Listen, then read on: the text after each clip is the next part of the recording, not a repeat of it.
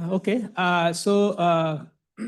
we'll start because we have many things to do now. So I think what Sanjay is going to do now, Sanjay and Arpan has created this thing. So he's going to take you through I think it's kind of repetition what Franz did, but to little extent that is actually basically going towards closer to the actual steps which you're going to do now. So he's kind of revising what you have learned in the morning and with some more new things, some more new steps and terminology. And after this, actually, Yash is actually will take us through the steps and basically guide you. It will be kind of guiding hands-on session. Will be running and while he is showing it. And after that, you will be on your own, okay, to kind of do the imaging analysis. Okay. So this is the way the flow will be happening for the first half till the lunch time. So we'll start with Sanjay's brief lectures on this. Sanjay. Yeah, thanks, Jayanta. So Jayanta said this will be a connecting talk between the theory that Franz has already given the elaborate illustrations and the explanation. And it says the methodology for the imaging. So it will be a mix of the connecting between the theory and your actually practical that you are going to do in the next session. So this talk is prepared by Arpan. Where we stand here now. Our starting assumption is here actually. You have here a bit understanding of the interferometry fundamentals. That includes you are familiar with the UV plane, the visibilities and baseline. Now UV plane, as you understand, it's actually the projected baseline toward the source direction. And it's a collection of the sample UV points that takes the antenna configurations, the distance between them, the frequency coverage, the bandwidth, and how much span you are covering in the time, the integration time total. That makes a UV plane. Visibility is every individual point measured amplitude and phase of that particular measurement. And baseline is actually a pair of antenna. And there are so many antennas. Now, the most important part of this imaging is actually calibration. So what I would do, I would not discuss anything on the calibration, but I will send sometime this link of calibration. There's a beautiful explanation by NRAO. Okay, I'm sorry, it may not be visible. I'll send you later. So you can go over that, but basically it covers all what calibrations are needed. So since calibration spans over the long time, right from the observatory starting to the observation time. So there are kind of observation which are done before your observing time. For example, the pointing correction, like where the antenna pointing errors are corrected, then the fixed delay corrections, then antenna position correction. There are kind of a calibration. They are already done for you before your observation. Then latter part is actually during your observation, you do a flux calibration, polarization calibration also comes as a part of it. And then the amplitude and phase calibration before and after observation. And the last part remains as a self-calibration. That is done mostly in the offline analysis. So today's starting point. So what we have actually in the tutorial, we have got the calibrated measurement set that Arpan has set up for us. Now that is bandpass calibrated bandpass calibration applied and the delay calibration applied and the initial phase and amplitude is applied to the data. So we have got a ready-made data. Now what all these are actually, bandpass calibration means actually it's a frequency dependent, the gain for a given antenna with respect to some reference and reference channel. So that solves actually what I don't have a picture to show you, but basically as Franz said, actually you have to have the all phases and the amplitude corrected at the reference point. Given my the reference direction, assuming my source in the phase center point, so that my all phases are 0. So basically my visibility should be having a constant amplitude and the phase equal to 0. That is understanding for the calibration. What we get apart from that is actually your gain to be applied, and that gain is already applied to this measurement set. So are we done now? So if you have a calibrated data set, we should just do the inverse Fourier transform, and we are done. That should be only the imaging as the equation showed by Franz. So now this is the only full analysis in this one line. But the answer is no. Now radio imaging is an iterative process with the main steps as this. The first thing you do a grading and then the Fourier transform that gives you a dirty image. Dirty image is actually your sky brightness convolved with the telescope transfer function that we call the PSF. Now then you do a deconvolution that gives you a model in one place, and another actually once you remove the all the pixel into the model, what remains in the residual file, that's the second one, residual. When we know how does the sky looks like, now we get a fair bit idea actually where our image or sky looks like, and that is actually we can make the image better by using the self-calibration. That point you move to the self-calibration. Till that time we keep moving in these two iterations. And in self-calibration we use the sky model itself that we have built during this deconvolution process. And that model itself is used for calibrating the residual gain error during that observing span. Now, we iterate over the different self-calibration parameters until it converges. Now, today's tutorial, although we have given some information on the calibration, self-calibration, but it depends on how far we go with, and at the last end, we will give it to you for the self-calibration.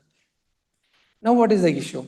So now what we need here actually, this is whole imaging. So you need to have the image I as a function of ALM, the sky coordinate, Y inverse Fourier transform. This is the equation connecting visibility and the image via Fourier transform, assuming the field of view is smaller here. But what we have here, now what we have is the most important is actually sparse UV coverage. That is limited number of baseline. That is the current telescope situation. Like a GMRT kind of telescope, we have 30 antennas. That gives a very sparse UV coverage. There are future telescopes coming like a DSA 2000. They will have a large number of antennas. They will give very good coverage. But now today's telescope having the very sparse UV coverage, and that is causing the irregular sampling baseline, and that baseline do not fall on the regular grid.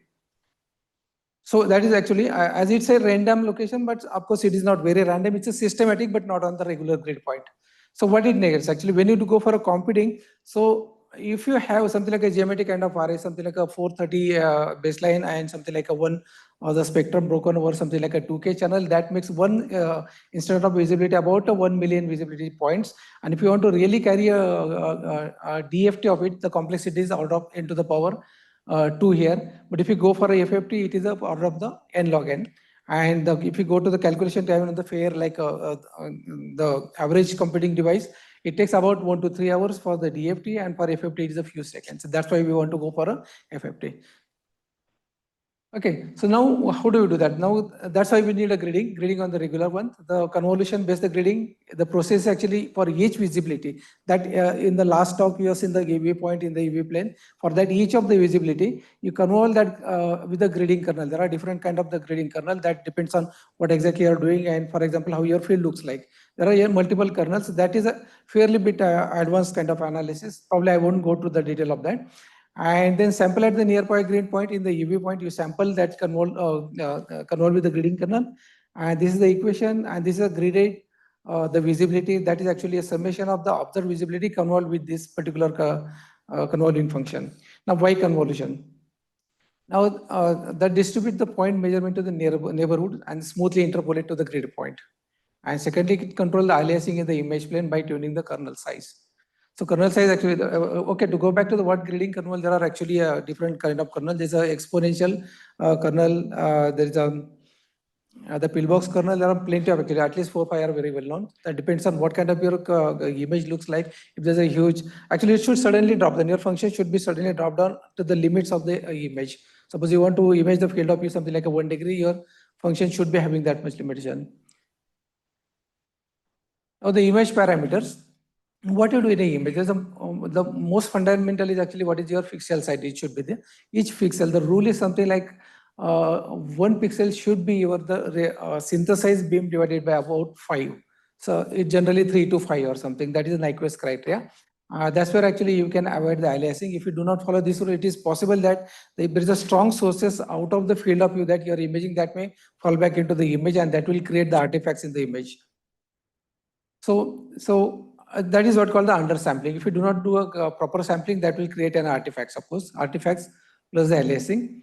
And the typical rule is actually you do go something like a 0.2 into synthesize the beam width, beam of the full width half maximum, and that beam width is given by lambda by d. D was the largest baseline involved in that observation.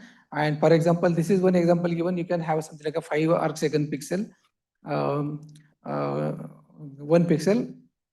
And I forgot actually which, this is probably a band 3 case at the GMRT.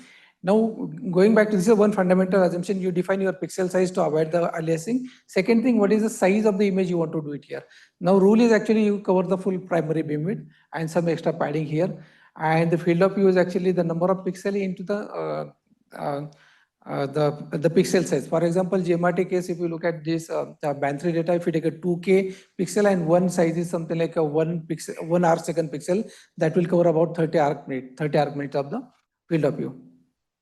So now the considerations are that you must cover the primary beam antenna response. For example, even though your largest baseline is something like a 30 kilometer, that will give a few arc seconds your synthesized baseline, but the primary beam of the antenna is about 40 arc minute at the band, for example. So you must cover that the primary beam here when you do the imaging. And of course, you have to add 30 to 20 to 30% the age effect, because what happens actually, if any source that is falling beyond your field of view, that you are not imaging, that you are not deconvolving, that will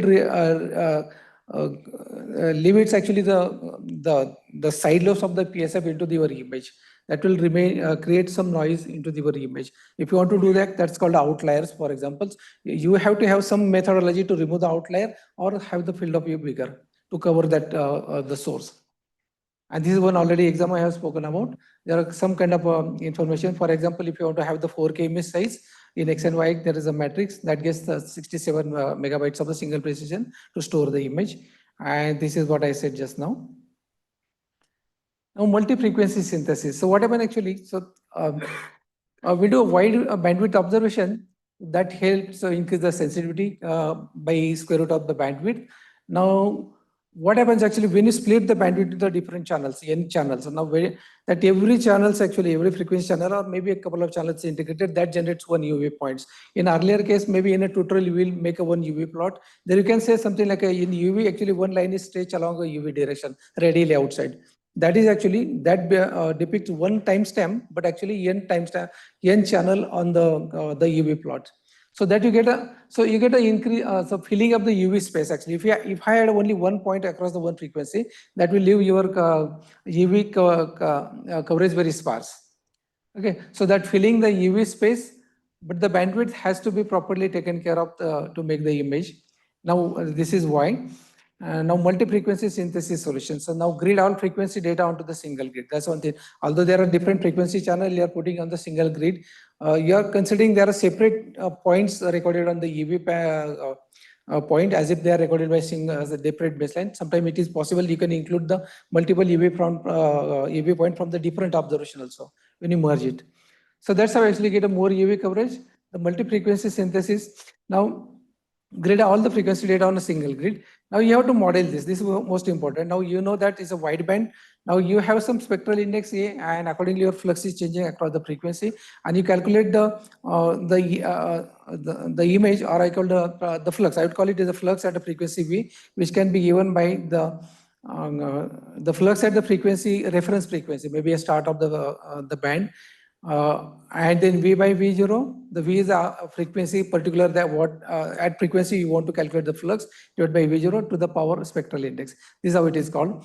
And now the efficiency increases UV coverage by factor of the bandwidth by channel width or number of channels here. That's how your efficiency increases. Now for this one, now you know this for the narrow bandwidth, this doesn't change much. But what happened to the wide bandwidth? Because spectral index actually, or the flux keeps varying from one part of the band to the other part of the band. So how do you address that? So we have actually the sky brightness is actually modeled by a Taylor expansion there. And now how many Taylor terms you want to include in that imaging analysis, that is divided by this n term equal to 1. So for n term is the parameter. Now n term equal to 1, actually that assumes the constant spectrum. There is no change of the flux between one frequency to the other frequency. It's a flat spectrum. And how do we know that actually? So then there's general rule, something like a below 5% of the fractional bandwidth. Sorry for this is a fractional bandwidth, and fractional bandwidth is something like the bandwidth divided by the center frequency of the observation. For example, if you go for the band 4, which is a 200 megahertz by 650, that will give a 30% of the bandwidth. This is certainly more than the one this criteria. So you don't have to run the system with the n terms equal to 1. So you go for the n terms equal to 2 for that one. That will model the spectrum, particularly all the sources in it, and it will produce a very good image. So nowadays telescope, actually bandwidth has gone so high. So most of the time actually it's n term equal to 2 is actually used. But this will actually do a linear spectral index, assuming my spectral index is going linearly in one direction, whatever it is. But if there's a spectral change or turnover or something, then you go for a higher n term equal to 3, 4, for example. Don't go beyond that, because what happens if even though you go for a higher number of n terms, you expect there is a good SNR in the image, then only actually the modeling will be good. Otherwise, the noise will be used and the overfitting will cause your image noise will to go high. So it has to be done cautiously. And thumb rule is something like a below few, SNR equal to few, something like about 8, 9 or something. You best go to the end term equal to 2. And then if SNR is something between 10 and above up to the 100, you can happily go for a number of terms 2. Beyond that also you can go very high number of terms. A number of terms equal to 2 or 3 or something. So now dirty image and the PSF. Now after you gridding and the inverse FFT, what a dirty image you see is actually your truly sky brightness, what it is supposed to be or what sky is giving us a signal from, that is converted with the your PSF of the instrument and plus some noise. So now PSF is actually a simple Fourier transform of your UV plane, UV measurement.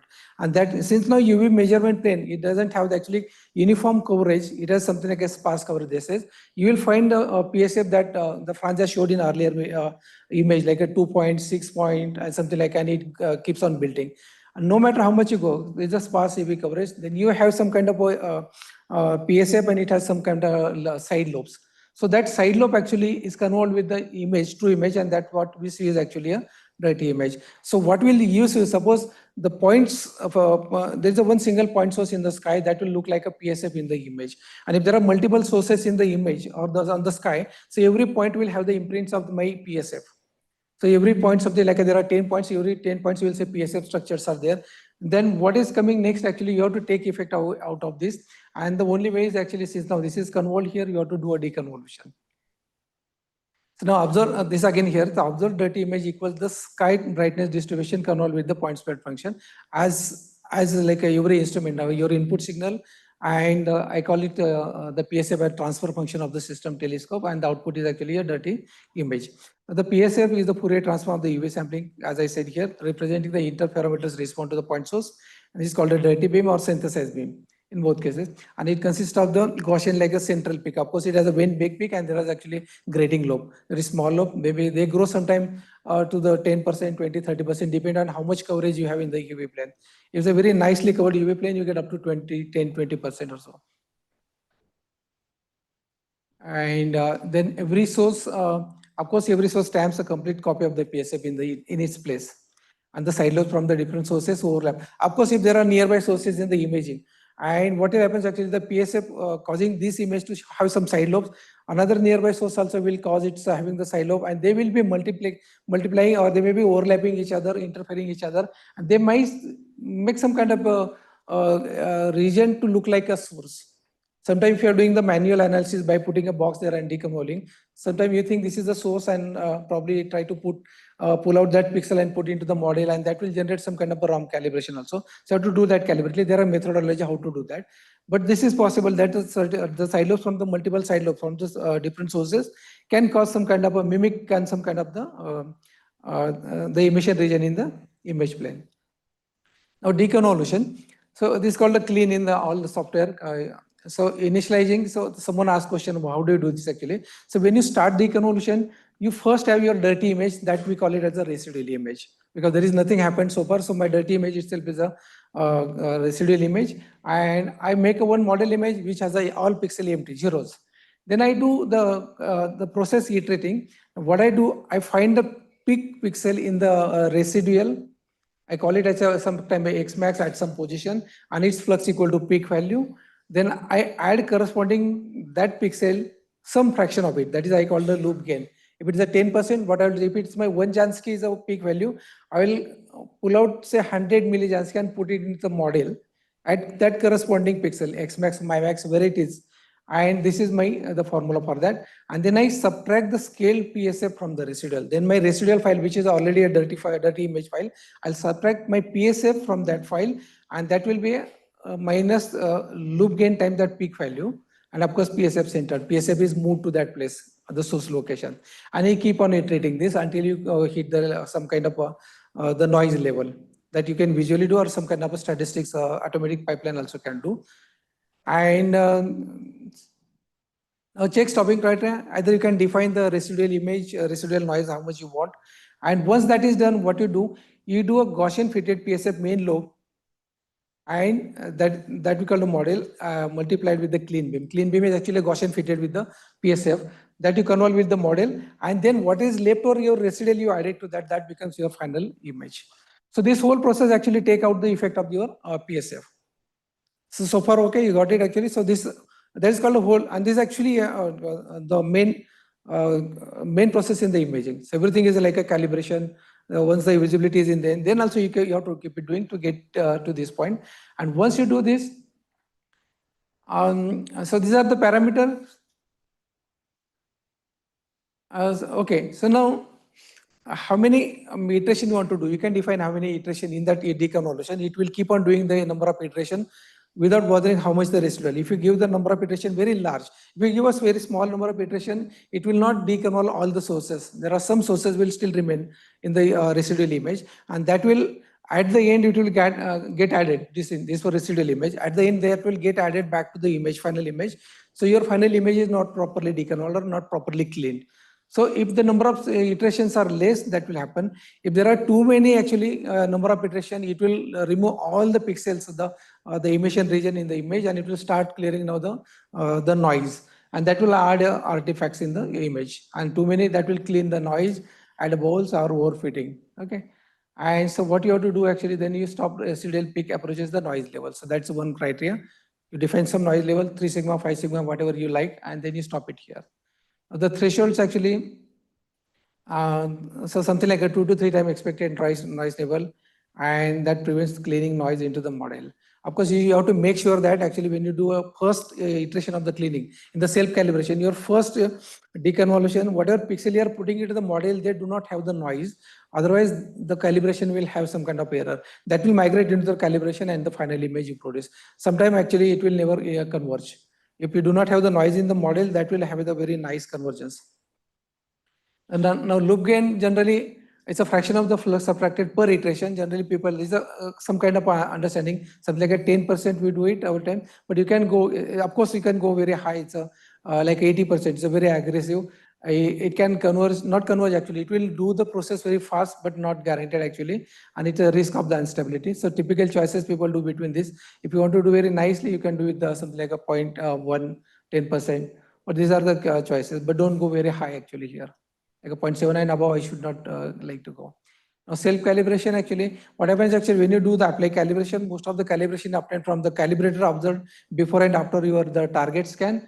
But whatever happens actually, the atmospheric phase variation, that minute to times second time scale during the observation, that has to be calibrated. And for that actually, that's mostly the antenna, the gain drift because of the receiver stability, any thermal effects or direction dependent effects of the ionosphere and troposphere. And so this has to be calibrated. And so residual instrument error between the calibrator and target observation, that has to be addressed within the calibration. And for cell calibration, this is one key I will say here. The good sky model is very starting this one. Using the sky model that you have obtained in your first deconvolution, that is the starting point, then predict the visibility from this model. Now compared with the observed visibility, and that is what actually gives you gains for the antenna. Then you apply the correction and go re-imaging in the loop, and this loop will continue. And when you do re-imaging, this good sky model should improve, and that is a good point, taking your whole process toward the convergence, cell calibration. Yeah, that's all.